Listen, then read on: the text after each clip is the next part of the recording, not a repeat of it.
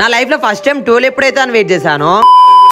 అసలు మ్యాటర్ ఏంటంటే నేను కాలేజ్ వెళ్ళేసి డైరెక్ట్ ఇంటికి అయితే వచ్చేసాను. రాగానే శివ కాల్ చేసి షాప్ గడికి అయితే రమ్మన్నాడు. రాగానే షాప్ క్లోజ్ చేసి నన్నైతే ఇక్కడికి అయితే తీసుకొచ్చారు. ఈ ప్లేస్ వచ్చేసి బాబాస్ మండి రెస్టారెంట్ అన్నమాట. సో ఇక అందరం కలిసి అయితే లోపలికి అయితే వెళ్ళిపోయాము. రియల్ చెప్తున్నా, మస్తు అంటే మస్తు ఉంది రెస్టారెంట్ మాత్రం. అంబియన్స్ అని, రిసీవింగ్ కస్టమర్స్ అని చాలా బాగుంది. వంశీ బ్రో శివ అయితే చాలా సార్లు అయితే ప్లేస్ అయితే వచ్చారనమాట. సో ఇక వంశీ బ్రో అయితే ఆర్డర్ అయితే ఇచ్చేసిండు. మన వైఎస్ చూడండి సూప్ అయితే ఎలా తాగుతున్నాడో.